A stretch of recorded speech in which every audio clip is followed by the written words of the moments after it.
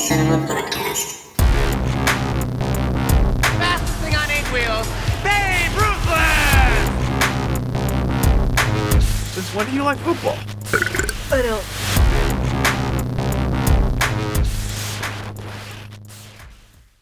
Cool. Hello and welcome everybody back to another great episode of the Cult Cinema Podcast. I am Gage.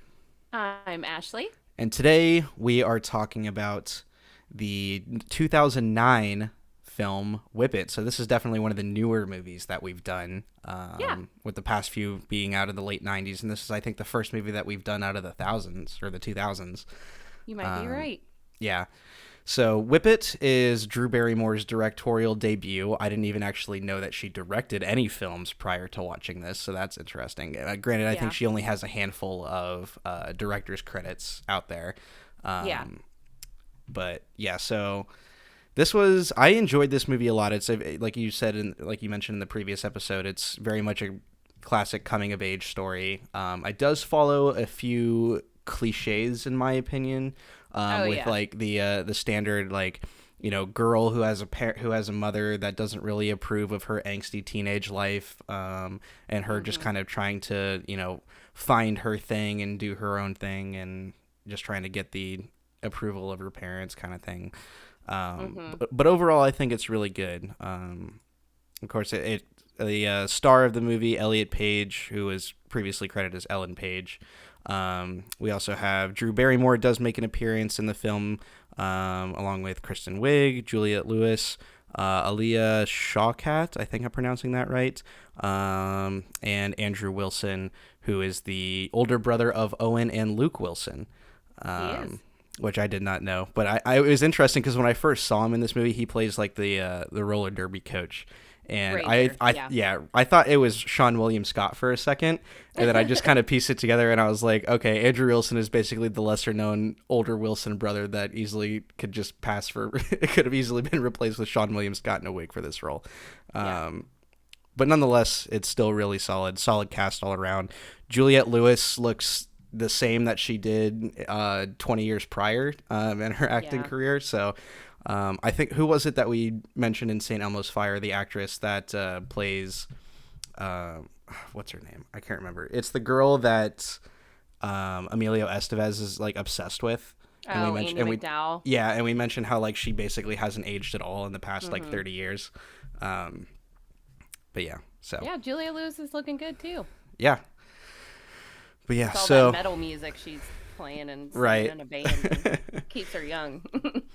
But yeah, so this movie, like I said, it is, you know, a traditional coming-of-age story of a teenage girl who tries to make her way. You know, she's caught up trying to do these beauty pageants that her mother has very much pushed her into, and she kind of finds her place in this weird roller derby league that is very bizarre looking at it, because it seems like it's a very small league of only like 2 or 3 teams.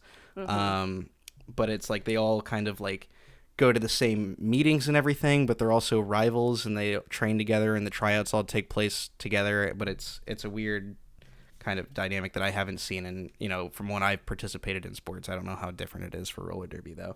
I think it depends on how big how big the league in your is. city. Yeah. Like the Ohio roller derby girls here in Columbus, I think there's only 2 teams in Ohio, but they go outside of Ohio and compete. So. Gotcha. All right. Well, Ashley, if you want to get us started off by talking about the plot, we can do a quick scene by scene here. Yeah. So you kind of already went through some of the characters, and we mentioned Elliot Page. Since he has transitioned fully, we're not going to use his dead name. I'm just going to refer to him as Bliss throughout the entire. Sure. We'll use the character name to keep it kosher that way. Sounds good. But yeah, we open on a beauty pageant, and Bliss has dyed her hair blue, which I'll tell you right now, there's no way in hell that bright blue hair dye would be like that. She has dark ass brown hair. Right. At least it wouldn't be that bright unless you bleached it first, but it's clear that in this beginning scene that it's just dyes straight to the brown, so. Yeah, it's very much some clip and like something they did for this scene, but. Yeah. I've actually dyed my hair blue before, and I did not bleach it prior to, so, like, unless the lighting was right, you could barely even tell that I had blue in my hair because of how dark my hair naturally is. It doesn't take to dark hair, obviously. Yeah. But she has dyed her hair blue, and her friend, who we learn is Pash, they're trying to get it out quickly. This is another weird thing. So they're washing her hair, but then she's all of a sudden on stage, and it's dry and up, and it's like, this just wouldn't happen. Anyway, she, of course, loses this beauty pageant. She's not thrilled to be there in general, but she loses. Her mom is clearly upset about the blue hair and the whole scene she just made as well in front of all these, pageant moms, so you say.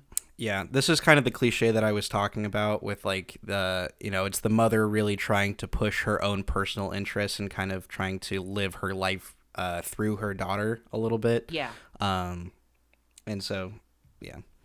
Yeah, because we'll find out later, which, it is mentioned, her mom was Miss Teen, blah, blah, blah, whatever it is for the state. And then we see the younger sister, who's clearly very into the pageants, and she has won a huge trophy.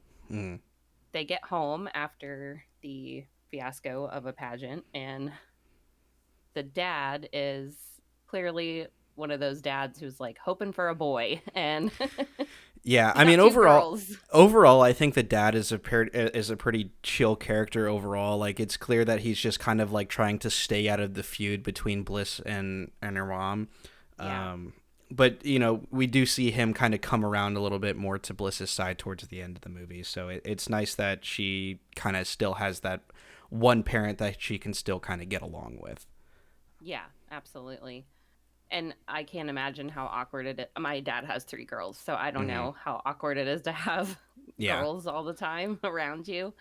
I'm sure it's weird, But he kind of pokes fun at Bliss and says, if I knew what you were going to do today, I would have bought tickets. Like, that would have been interesting. Yeah. We cut to Bliss at work, and she works at a small little diner called the Oink Joint, which I just think is hilarious. Because it serves exactly what you think it is. Barbecue, right. Of course. Yep. Tons of barbecue. With the squeaker, the world famous squeaker. Or is that what it's... Squealer, that's what it is. Squealer, yeah. So we see like some high school kids come in. They're clearly like the popular kids. Yeah. Corby is the girl who just won the pageant. So she's there with her boyfriend and some popular kids. And yeah, he wants the squealer because if you eat it in 3 minutes or less, you win a t-shirt or something. You get it for free in a Polaroid and you get it on the wall. Yeah. Yeah. So, of course, he downs that sandwich and wins. And it's just this, clear... Bliss and her friends are clearly in a different realm than these kids are. Another kind of cliche, of course, in this movie. Sure. We cut back to her at home, and her mom's attempting to kind of bond with her, so she asks her to go shopping, in Austin, which is... They're in a very small town... I'm going to assume outside of Austin, somewhere near it, maybe half an hour away, and she gets excited. It's a small town that they call Bodine, Texas, which is not an actual town in Texas. It was made up for this. But you can tell it's a small town vibe, the whole thing. So they do end up going to Austin, and they're shopping at some shop. It's a head shop, only because they do sell bongs, which her mom thinks are vases. And there's this whole like back and forth with the mom because she doesn't want to buy her anything from a head shop, and it's like, okay, it's... Imagine taking your mom into like a Spencer's or something like that, or not a Spencer's, but like maybe a Waterbeds and stuff. I worked at Waterbeds for 10 years. Your uncle works there. My mom's been in there tons of times. She knows exactly what's in there. But like to the classic like conservative mom that's not expecting anything more than just kids' clothes to be in there or young adult knickknacks and stuff. Which is clearly a lot of that too. I mean, she picks out these boots that are very, alternative, and then you kind of pan around to the store and you see a lot of camo and black and, right. It's an eclectic kind of a store, but she doesn't want to buy her anything from the head shop. But Bliss turns around and just ends up buying these boots herself. It's at this moment, though, we see a bunch of girls come in on roller skates, passing out flyers, and Bliss is immediately... drawn to what they're wearing, how they look, what they're doing, and she grabs a flyer on her way out. We kind of cut back between her and work again, and then Pash and her are getting ready to go home, and she sees the flyer, and she's like, "We really want to go do this," and Bliss is like, "Yeah, we should go," and we quickly cut to them lying to her parents, another kind of cliche, thing that you do when you're a teenager, underage especially, and they lie and say they're going to go to a football game. And at first the dad's really excited because he's like, I want to go too. And she's like, and the mom's like, come on, let the girls go by themselves. And so they head to Austin, where they see their first roller derby match. And Jimmy Fallon's in this movie as the announcer. Yes, I love that. I can't say funny. I'm not too much of a Jimmy Fallon fan, but I do kind of like his role in this. Just kind of like the quirky, kind of creepy announcer guy that pops up every once in a while. Yeah. Yep. And we see the Hurl Scouts. They come out first, which is, of course, eventually the team Bliss is going to attempt to join. And they're playing against the Holy Rollers. So this movie plays on that like pun as well. Roller derby teams don't really have those kind of names. I'm sure there's some out there, but it's not the norm, I would say. I do know that the movie was based on a novel written by Shauna Cross, I think it was like 2 years prior to the release of this movie. So I don't know. I didn't look too much into the novel, so I don't know how much it can be compared to the characters and the dialogue in there. But I know that it was shortly after the novel was written. Shauna Cross also wrote the screenplay for the film, and it was, while she was trying to get the movie made, she was also still trying to promote the book. So I would assume that's probably just a lot of carrying over from the book itself. But like you said, I don't know. Notes about it in fun facts, like the transition for sure from the book to the script. But gotcha. I think a lot of the names are probably picked for their, how they sound, not the practicality of it for sure. But Bliss is instantly hooked. This is, you can see the light in her eyes come on, basically. And after the match is over, she goes and eventually talks to Maggie, who's Kristen Wiig, and she's the captain. And she thanks Bliss and her friend for coming, and she's like, you're my heroes. And as she walks away, Maggie's like, well, you should try out because we're having tryouts. You're 21, right? And she actually lies, of course, about her age, and that's something that'll come into play later. But right. Pash this is when you see this initial like tinge of friendship jealousy. Yeah. Because she's like, you're not going to do it. You're not going to do anything without me. And it's like, why would you tell your friend that? It is very brutal, but if you look at what we've seen of Bliss's character up until now, it's not like she's wrong, really, because she does kind of shy away from everything, and she does, she did have her come along with her to this event. So I don't think that, even though it could have probably been put in a much nicer manner, I don't think that she was wrong. Agreed. She does make a joke about how she only has Barbie roller skates, and that's the last time she was on roller skates. And we also quickly see this glimpse of a boy that she sees in the crowd, and then she sees after the fact. So we'll come back to him, but there's a boy also, of course. We cut to Bliss finding said Barbie roller skates, and she's trying to, get her bearings, go around the block. She's not horrible at roller skating. So, right. I do wish I would have seen some kind of montage, or like see her kind of progress as a rollerblader over time, because as we're about to cut into the actual tryouts, she actually does fairly well and makes it onto the team. But I think it could have been a little bit better if we saw her kind of struggle a little bit more to kind of like build her skills up a little bit more to get onto this team. I agree. Yeah. That's one critique that I have from it, but I mean, she does kind of build up her skills. Sorry, I didn't mean to interrupt you.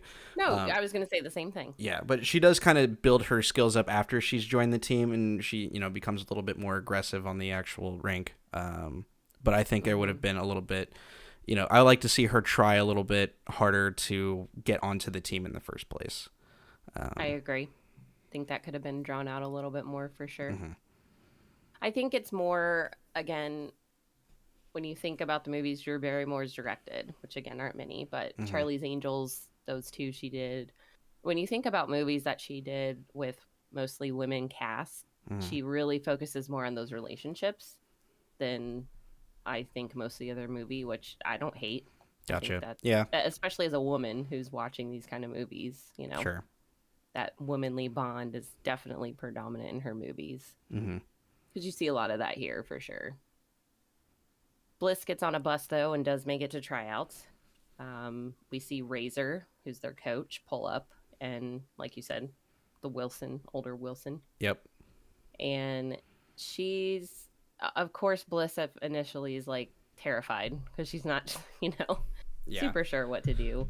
We also see two girls that they call the Manson Sisters who are just like laying into this vending machine and eventually just break it open and pull the shit out of it. And I'm sure that's kind of intimidating too. Yeah. And Bliss is a small girl, in stature compared to the other. Well, of course, she's only 17. Right. And all these are women in their 20s and 30s. So, yeah, she's definitely the smallest one around. Mm-hmm. But she does end up doing pretty well in these tryouts after she learns the rules. And she's fast, actually, really fast. Yeah, that's kind of like the one thing that she has going for her is that, she's not quite aggressive yet, but she has the speed, which is necessary in a game like this.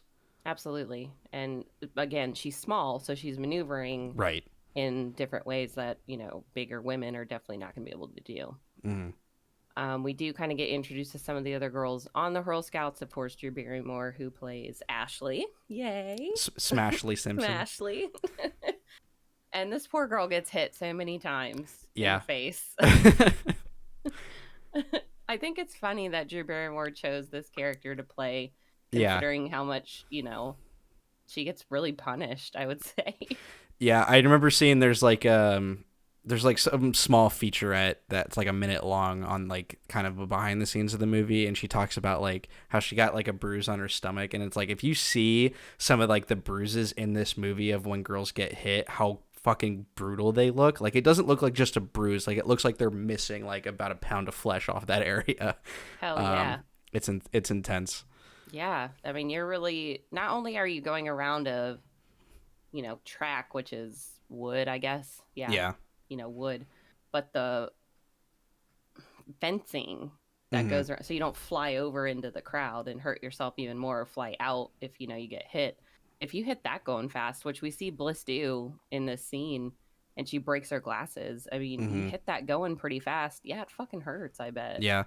I'd imagine it's probably the equivalent of like, probably not quite as soft and as bouncy as like the rope that they use for like wrestling matches, where it's basically just like steel cable like wrapped in some really thin fabric kind of thing. I'm gonna guess it's kind of the equivalent of like a pool noodle cut and wrapped around that fence. Yeah, maybe a tad thicker, but that's probably it. And you're hitting that fence either way. So not to mention the amount of knees or elbows and fists that you're taking to the face constantly. Yeah. And if you fall on the track going fast, that's going to hurt too. Right. Yeah. So Bliss does make the team. And we see, this is our first interaction when she's changing of her and Juliette Lewis, whose name is Iron Maven. And she basically just comes up and shoves her in a locker like a bully. And she is a bully. Yeah, I found it kind of ironic because when Bliss goes to the first show, there's a lot of like the like merch and signage that's up is kind of like all about like women empowerment and everything and women working together. And then here you are seeing Maven just shoving her into a locker, just not giving a shit. Yeah. But I guess, every story needs some kind of villain. So. Right. Obviously, that's what we're portraying here. But she's really the only character, too. It's, the other girls on the other teams, when we get to it a few scenes later, are pretty supportive of her and her quick rise, for sure. Right. But Iron Maven's clearly jealous as well. Yeah. It was one of those things where it was like, okay, so she's trying out for the Scouts, but also the other teams are also like in the tryouts as well, like, or part of the... or at least participating in the tryout process or practicing. From what I've seen with Derby girls here, again, we don't have a lot of teams and we're centralized here. But I have seen when they first started, I guess a couple of my friends that did roller derby in college, that was 15 years ago. It was similar to this. There's like 3 or 4 main teams that compete in Columbus, and then of course they travel sometimes. And yeah, if you're trying out for a team, it's like it's an all open casting basically. Like anybody who's gonna come is gonna come. The teams kind of pick who they want. I don't know how they decide if they want like the same girl, but it is similar. Yeah, Gotcha. Y'all kind of try out at once basically. Gotcha. So we then see some shots of Bliss practicing, failing, falling after she's made the team. But again, not doing terrible. She's just not great either. We see her lie to her parents again and say that she's going to take a SAT prep class, which that's a pretty good lie. I mean, it is. Buy it. Yeah. Yeah.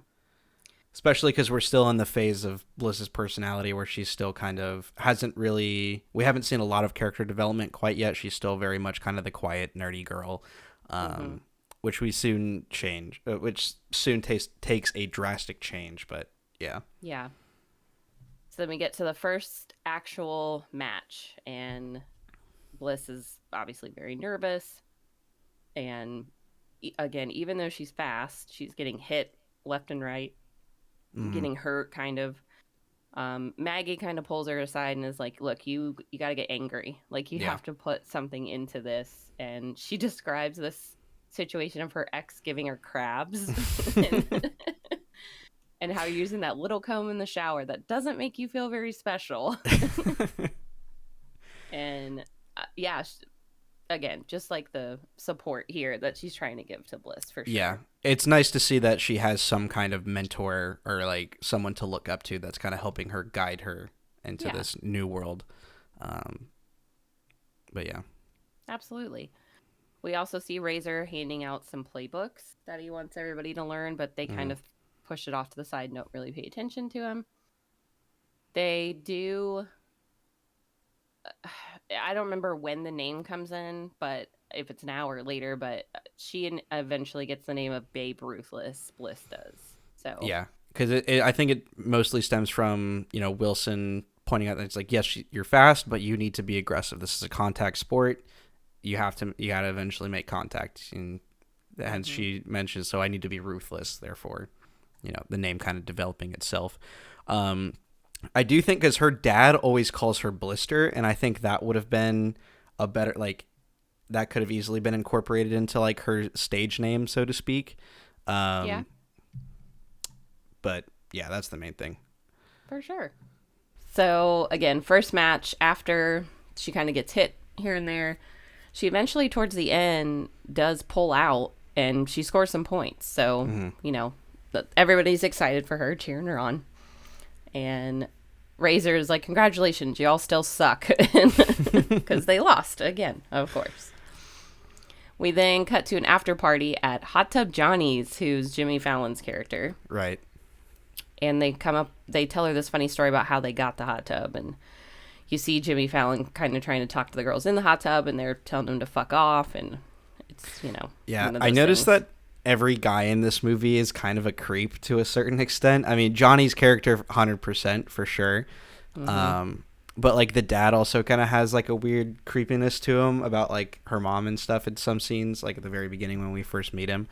But yeah, I think Razor's cool. Yeah. But it's almost kind of hard to... There are a couple lines here and there where like they're talking about going out for drinks and he kind of invites himself. But it's not so bad with some characters, but there is like a weird creepiness factor I found in just about every male character in this. So I mean, you're not wrong. Yeah. Again, it's a female-based movie, so I'm sure a lot of the male interaction they've either A, had, or B, wrote into the character just have to do with how many hundreds of years of women being, Yeah, we definitely deserve that shot for sure. So they're all partying at his house. We see this band playing, which is the boy from before. We come to find out his name is Oliver, and he's in this band. And this band, fun fact early, does actually play the music in the movie. They're an actual band.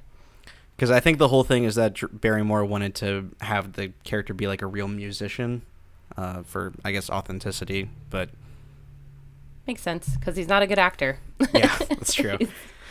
But like his character is Yeah, Oliver's character is also kind of why I point out the weird creepiness factor, is because it's like we know that Bliss is only probably like 16. We learn to be like she's 17. It's 17, like yeah, but like she's going to this roller derby match where there's probably a lot of people that are over that age and probably closer to their early 20s, which I have to assume that Oliver probably is. So that's kind of where, like, granted, he doesn't probably know that she's 17 because she hasn't told anybody, even her teammates, that she's that old. No. But it is kind of like, while the romance scenes between that we see later on with him and Bliss are, supposed to be like very cute and very like, young love kind of thing, I can't stop thinking in the back of my head is like he's probably in his early 20s and she's like 17, and it's kind of weird. But that's like so common.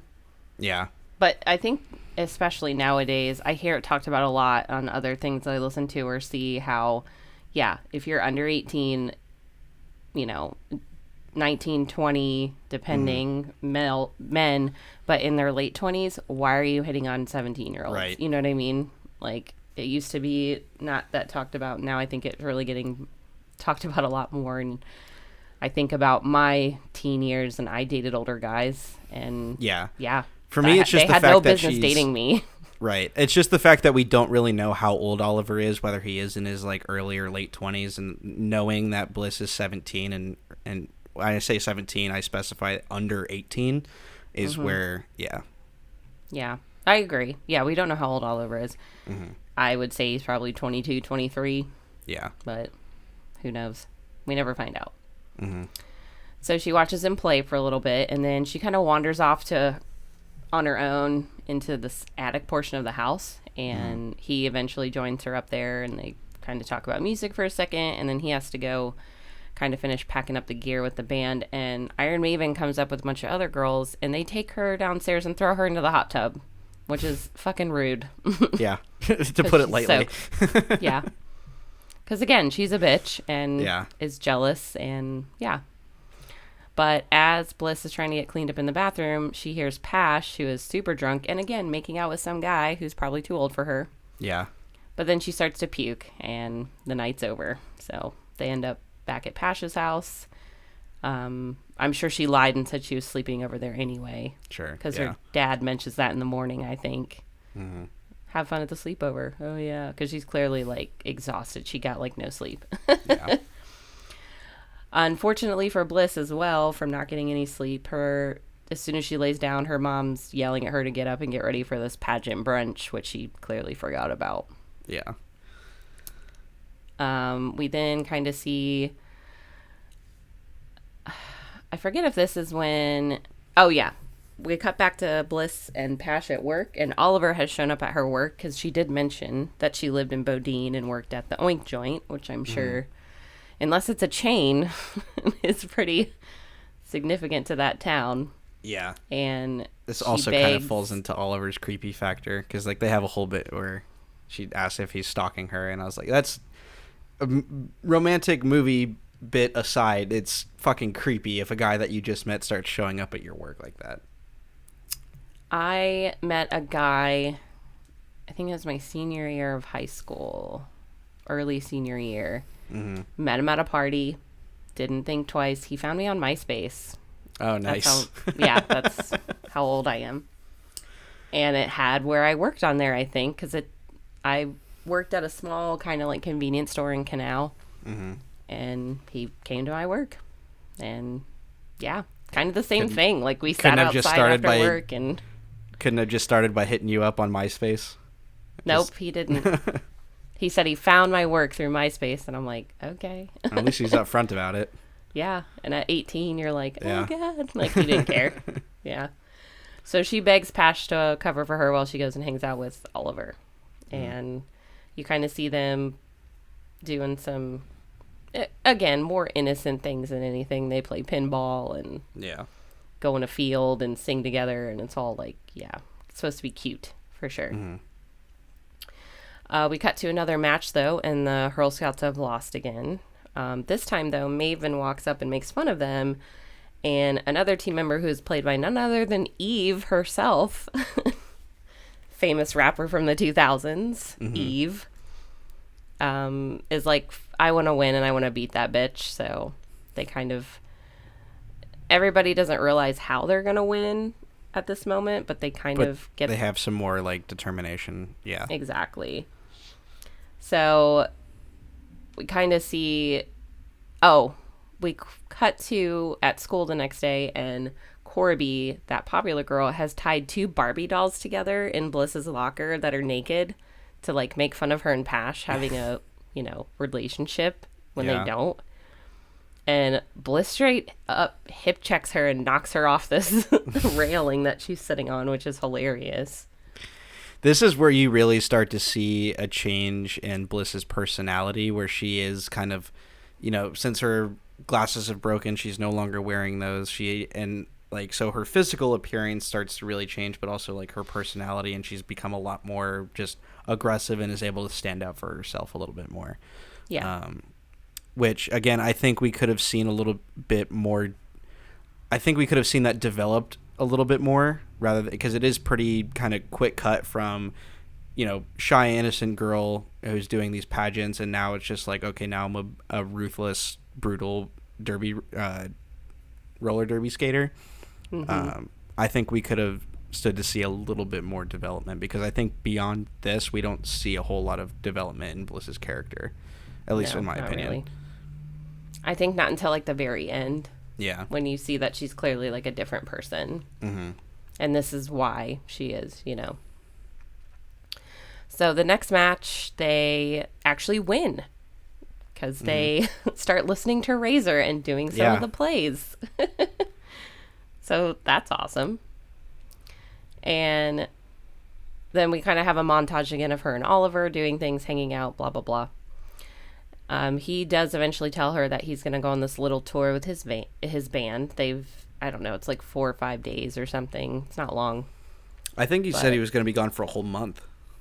Was it a month? Yeah. Maybe it's weeks. Maybe it's like 4 or 5 weeks. Yeah. That seems better for how she reacts to things. Fair enough. Yeah. It's after this match, he tells her, and she has another match. After this one, they win again. So they're 2 in a row. We see the bus that's always taking her to and from Austin pull up to this empty parking lot, and we can hear her dad, and she can see the van. It's her dad's like work van. And at first she thinks like him and her mom are having sex in there. But it ends up just being him watching football by himself, which is sad, kind of, to an extent. It is, yeah. But I don't, man's got to have his alone time every once in a while, Well, and he even says, he's like, I tell your mom I'm working late. I tell my boss I got to leave early so I can have this alone time and drink beer and watch football. She's like, why don't you just tell mom you want to do that at home? And he looks at her like, your mom, which is touche. And it's like, how can you ask a question like that after all of the hiding that you've been doing from your mom and what you've been doing? Right. Which, very hypocritical in this moment. So we then cut to, I think it's like a year-end dinner that happens every year. And Razor makes an announcement that the championship bout is next week and the Hurl Scouts are in it, which is obviously unusual. Mm-hmm. But everyone claps, and then he introduces Eva Destruction, who apparently another team's, somebody from another team announces the poster girl for the next year and the year's MVP. That's who makes it on the poster. And it's fucking Bliss. She made the poster, and she's this year's MVP. And everyone is cheering for her and very happy. And Maven is clearly pissed off and jealous, though, per usual. And she kind of walks over to her and is like, congratulations, this is awesome. And then throws food at her. Mm-hmm. Like, I do love how Bliss just like takes, I think it's a handful of mashed potatoes and chucks it right in her face. So, yeah. And then there's just a huge food fight. But Bliss and her are like fighting on the ground at the same time. So. Yeah, they're like in the middle of like a serious fist fight while like everybody else is just throwing food at each other. Mm-hmm. We then cut to Bliss in this pink dress getting fitted, of course, for the pageant. And her mom sees this huge bruise on her back and like freaks out because, it is really big, like you said before. It's brutal. It looks like it doesn't look like it's just a bruise. Like it looks like someone had like it was flesh peeled off. I've had really I've had a few really hard bruises in my life, and like the middle is red. Yeah. And then it gets pinker as It almost goes looks like out. really bad road rash, or like Yeah. Well, and part of the bruising you do get playing roller derby is road rash because you're sliding on that, Right. Oof. Ouch. No thanks. No thanks. Nah. Although at this moment Bliss goes to get something to drink and she notices that the stupid pageant is the same day as the championship game, and of course that's terrible for her. Classic. What's the word I'm looking for? Inner turmoil. Yes. That you now have to. Am I going to do the pageant or am I going to do the, championship roller derby match? So we cut to the last match before the championship. The Girl Scouts win again, but this time the fire marshal shows up to shut them down, which I thought was weird. All of a sudden they just showed up, but fine. It's also like after the game too. Well, doesn't it seem like they practice there all the time and do everything there all the time? Yeah, well, I think the whole thing is because of they come in and shut it down because there's like too many people in the warehouse at that one given point in time, and so so maybe this is just a bigger turnout than normal. Yeah. Well, yeah, I guess that's true because again the Girl Scouts are in now, they've won and it's a big deal, and probably more people were there for sure. Unfortunately, though, at this moment, Pash gets arrested because she tosses a beer and the cop sees her, and obviously she's drinking underage. Bliss, at this moment, is trying to find Oliver, but she also gets stopped by a cop who asks for her ID. He mentions something about her being 17, and Maven overhears this, so this is not good. She does find Oliver and leave with him, though, and this is when they sneak into a pool area and kind of have some sexy time. Yeah. Meanwhile, Pash is getting arrested, which, by the way, she makes like a note later on because she like gets super mad at Bliss for like leaving her behind to get arrested when it's like everyone knew that the cops were already there at that point. She could have easily discarded the beer to get herself out of that situation, but no. She just continued to have beer in hand and wait until the last minute to throw it away. Again, it's about making your own decisions. I had so many times when I was younger that I was definitely doing shit underage that I should have been doing. Did I ever get arrested?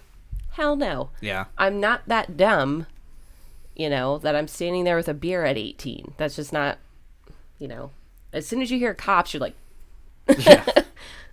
I'm not holding anything. Do I smell like beer? Somebody spilled a beer on me. I don't know. I'm leaving. Like, no big deal.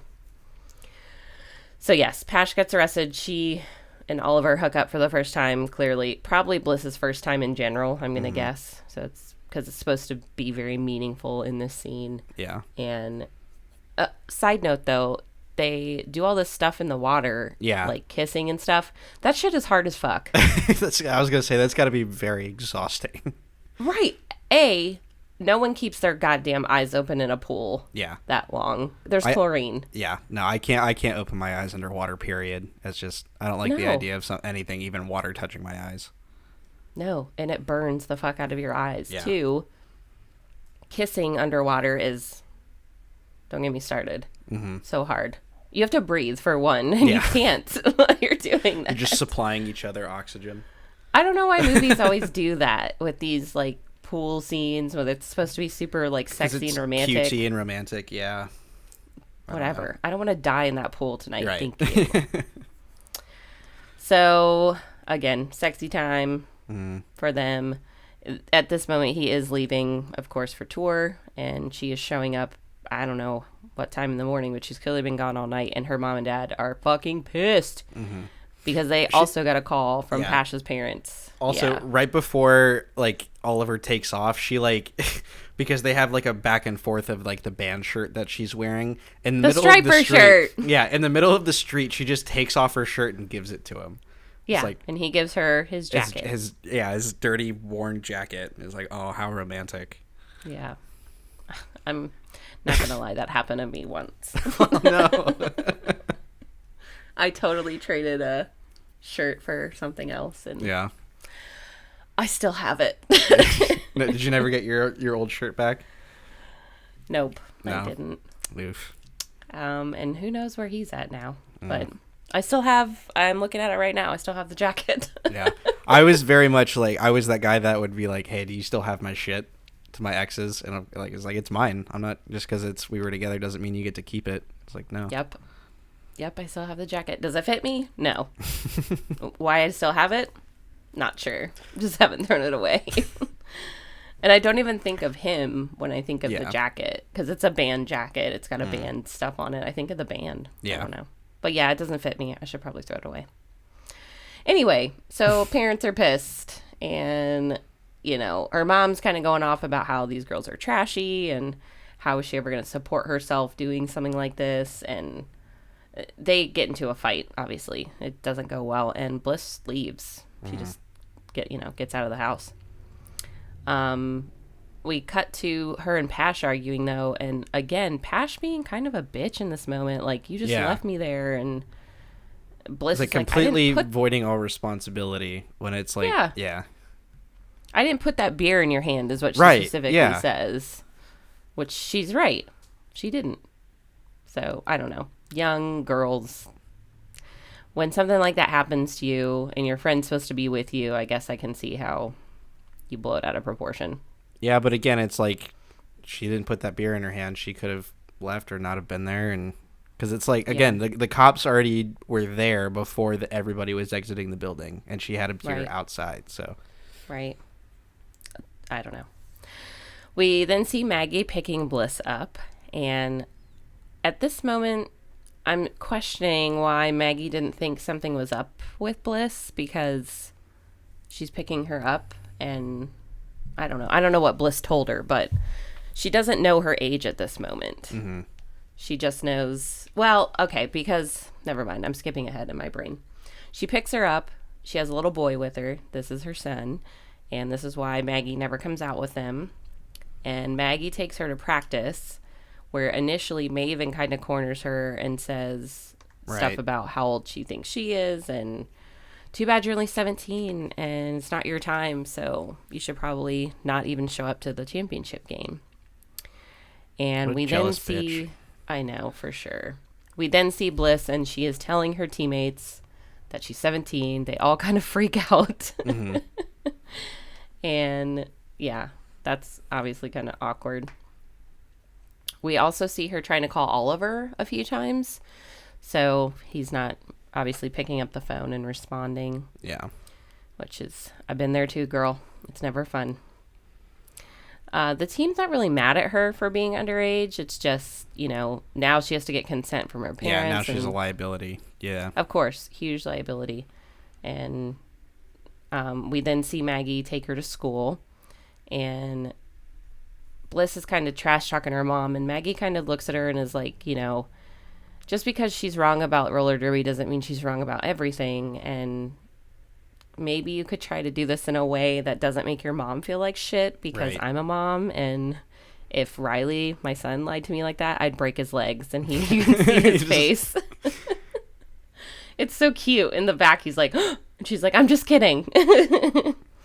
So it's cute. I mean, it's always like, and having been a teenager who struggled to get along with my mom when I was that age, it's just natural that teenagers and parents are going to butt heads. It's just kind of how it happens. And everybody, you can always point fingers, but at the end of the day, there's always something that both sides could be doing better. Mm-hmm. Yeah. We then see Bliss in her school library, and she looks up Oliver's band page, and she sees a picture of him with another girl who's wearing her Striper t-shirt. Ooh, drama. Womp womp. And she is crushed, you can tell. Yeah. She goes home, and she's eating an entire casserole out of its dish, which, again, girl, been there. Yeah. That's the comfort food for the moment. Mm-hmm. Fine. And her mom comes in, and she just says, please don't judge me right now. And she's crying, and her mom says, whoever he is, he doesn't deserve you. So she immediately, again, that's a thing moms know. Yeah. And they kind of talk some shit out, and, this is funny, though. She does mention that she gave him her Striper t-shirt, and her mom goes, your Striper t-shirt? Mm-hmm. That's mine, and I want it back.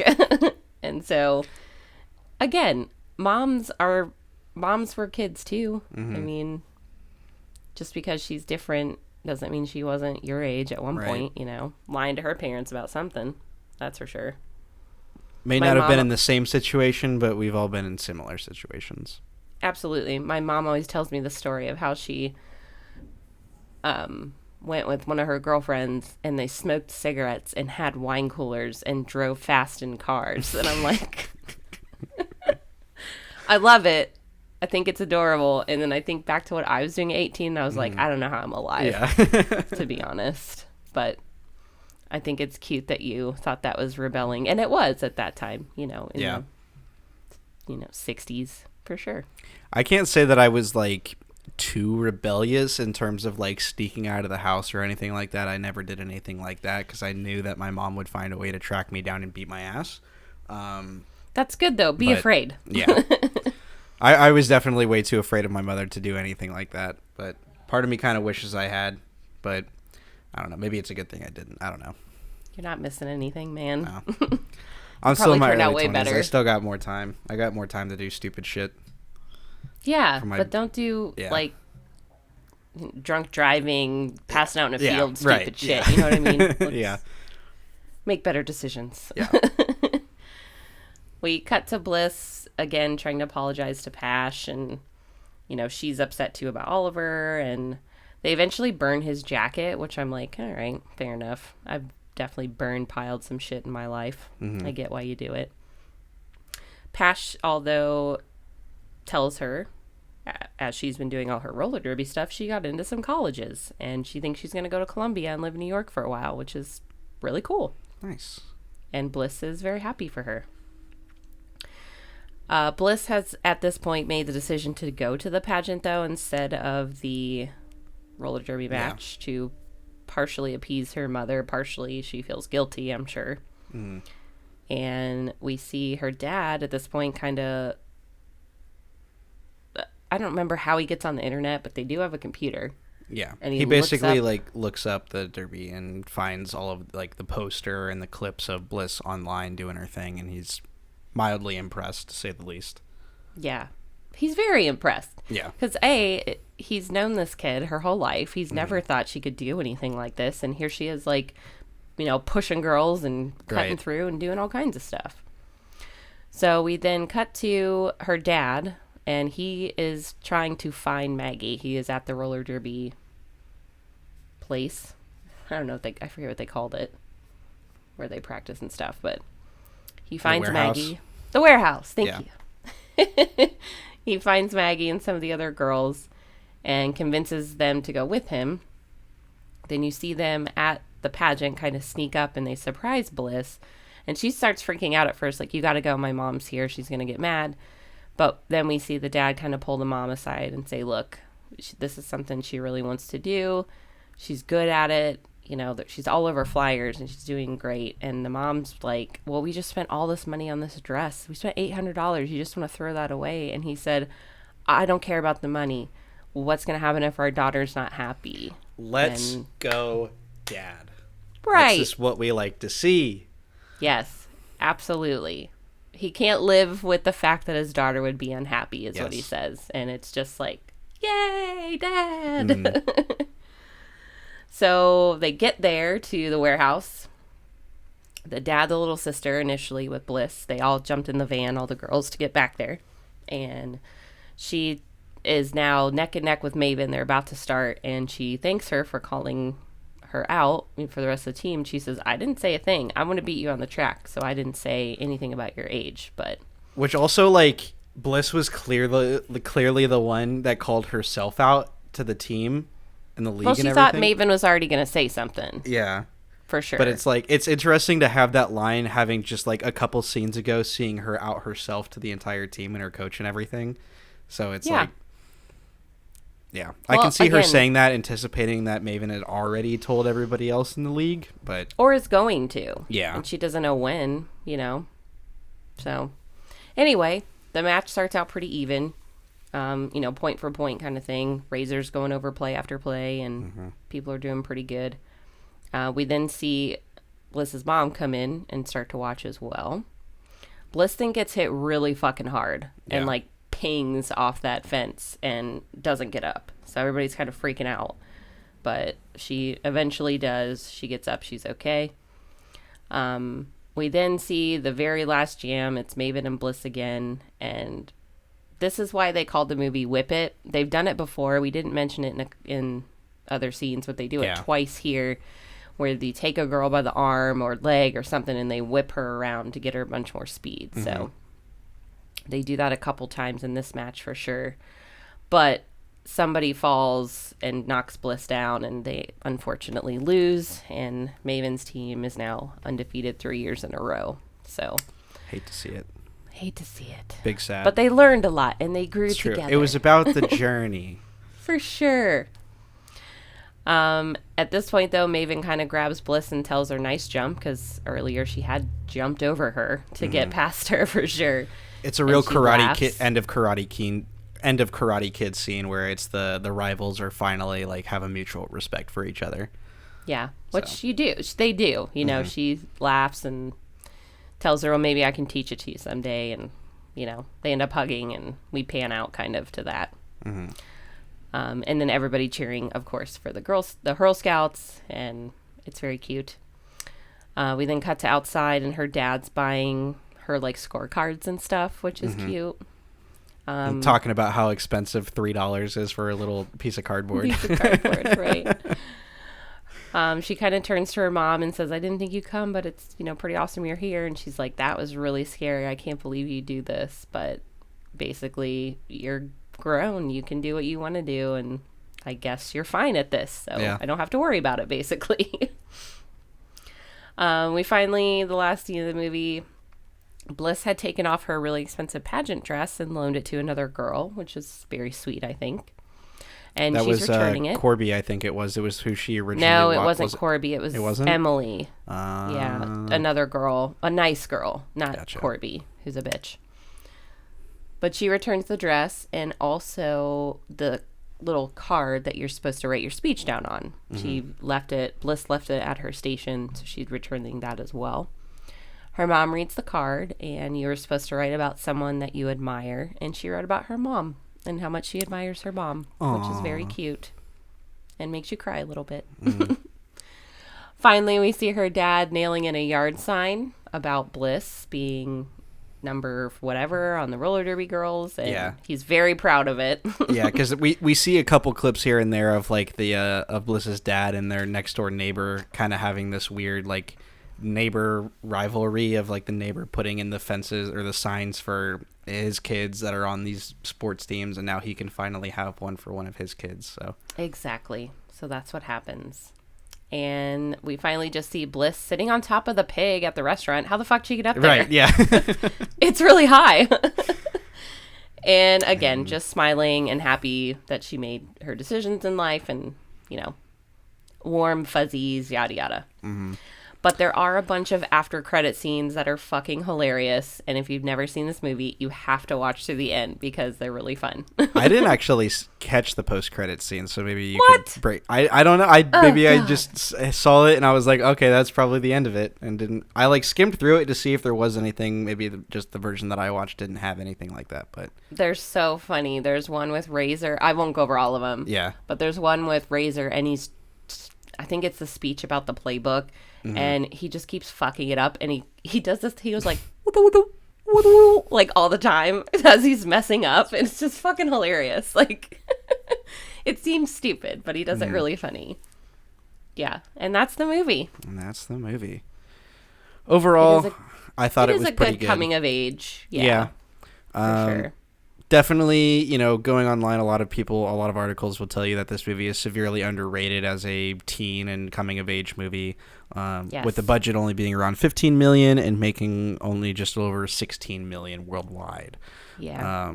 So that's, if we've talked about it before, but you know, most movies need to make, you know, close to double, if not triple, what their original budget was to take into account the money that they spent on marketing and everything else. So, yeah, a bit of a flop, but of course, you know, managed to find its cult following as all the other movies do. Yeah, there's always going to be another group of people out there that just because some random guy at Rotten Tomatoes wasn't a huge fan of it doesn't mean that Joe Schmo working at your local video store isn't going to enjoy it. So, yeah.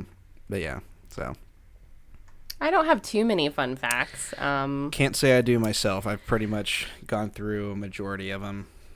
Okay. Which is the two that I pretty much had about it being based off of a book and the budget. But yeah. I have a few more. So most of the skaters, of course, aside from the main cast, are played by actual roller derby skaters. I think the Manson Sisters are actual roller derby skaters, aren't they? They are. They're from a roller derby troupe called the LA Derby Girl Dolls. So out of LA. And then they shot this movie in Michigan. That's right. And there was, that roller derby team. A lot of those girls were also in the movie, which I think is kind of cool. Pulling that in for sure. Elliot Page was actually 22 years old when they shot this movie. So really? That's funny. And Juliette Lewis was actually 36, she talks about Iron Maiden being 36 in the movie. So I just thought that was funny, the comparison.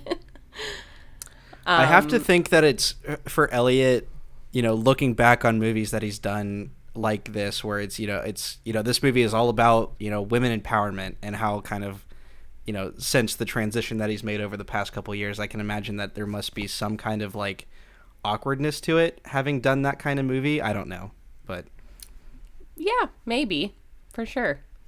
Because he hasn't done a lot in his transition period. Yeah. So I don't know.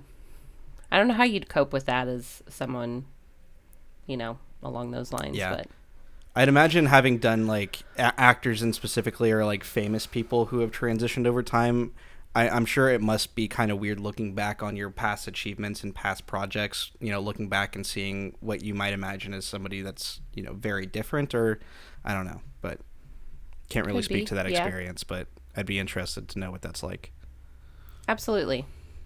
Keep an eye out for some more stuff from him, because he might, write a book or do something, and you'll find out. Yeah. Bliss shares her field name, Babe Ruthless, with a monster from Mighty Morphin Power Rangers, which is cool. How did I not pick up on that? I was like a diehard Mighty Morphin Power Ranger fan as a kid. I wasn't, so I didn't know. But you also kind of mentioned the book, of course, by Shauna Cross, who's the writer and screenplay writer of the film. Her actual derby name was Maggie Mayhem, so she used her actual derby name in the movie as well.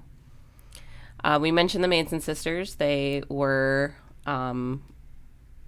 based out of the LA Derby Dolls, and their actual names were Iron Maven and Chrissy Crash. Nice. So they used their actual names as well. The screenplay for the film was actually from the 2007 Blacklist, but it was the most liked script of that year. So it took a couple years for it to get. And if anyone's not familiar with the Blacklist, a lot of scripts that end up there, they're bad. I mean, they don't end up there because they're good. So I'm surprised to see this was actually listed on the Blacklist. I did see, I think that once Drew Barrymore picked up the project, there were quite a few changes made to specifically the tone of the film to kind of make it a little bit more raw. Fair. From what I understand. So I'm sure there was probably a lot of tweaking that was done to get it out of that spot. Yeah. Elliot Page notably said in most of his interviews for this movie that it was exactly like Bliss. He had to learn how to skate. He didn't know how to do anything. So he was falling and doing all kinds of stuff. And the bruise that you see on his back was a real bruise that he actually got. Yep, from skating. And he couldn't walk for a couple days. So they had to pause shooting for a little bit because he got pretty hurt on that fall for sure. Damn. I mean, I've gotten some pretty bad road rash before, having done a lot of skateboarding in like late middle school, early high school. But like the shit that you see in this movie is brutal. I think the worst one ever. Did you ever used to stand on the back of your buddy's bike that had pegs on the back, and you'd stand on the back, and he'd be, Nah, none of our bikes are set up like that, unfortunately. Okay, that was like the thing when I was in high school. So I was on the back of this bike standing there, and somebody else was pedaling, and he started going really fast, and my dumbass thinking I'll just pop off popped off, hit my knee immediately, cracked my kneecap, skid, and everything open, super gross, and my jeans hadn't ripped though. So I could feel the blood and it hurt, but it didn't hurt that bad. So I just kept walking. Right. And I walked home, and then by the time I got home, my like entire shoe was filled with blood. Yeah, it's always weird where it's like you can clearly tell that you're hurt and it feels weird, but like you don't see a rip in your shirt or your pants or whatever, so you think that it's fine, and then you go home and change and you're like, oh, holy shit. Yeah, by the time I got home and my shoe was really like gushy, I was like, this is gonna be bad to explain to my mom. And sure enough, went to the emergency room, got some surgery. It was crazy. This film, I think this description from Drew Barrymore is really cute on why she described it as a cult classic. And she just kind of noted that depending on which part of the script they were working on, it could be a coming of age movie, it could be a sports movie, it could be an intense drama about, you know, mother and daughter conflict, or at other times kind of a romantic comedy to an extent.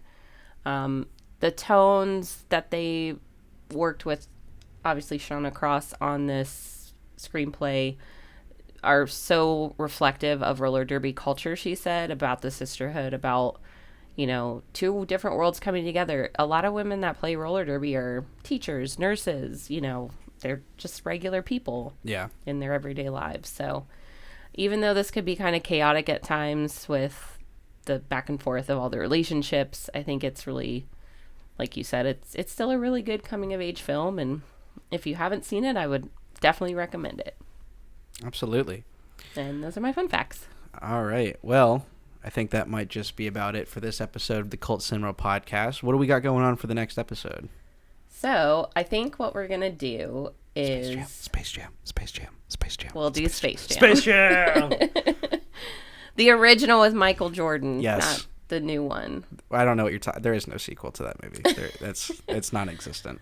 So we had talked about doing a kid movie month. Yeah. So if you want to pick Space Jam, I'll pick a movie from when I was a kid. Okay. Also. For the next one. And I'm pretty sure I know what I'm going to do. All right. Awesome. Well, thank you, everybody, for listening to this episode of the Cult Cinema Podcast. Again, if you have any recommendations for what movies we should cover in the future, make sure to leave them in the comments on YouTube or in your review on Apple Podcasts. We do plan on trying to make the show a little bit more interesting in the coming episodes, so if you have any ideas for any segments or things that we could do differently for the show, feel free to let us know in the comments as well. Again, follow us on Instagram, as we do upload previews of each episode as they go live, so that way you know what you're getting into for the next episode, so you can check us out on there as well. Again, Absolutely. Again, thank you, everybody, for watching and listening, either or, and we'll see you in the next one.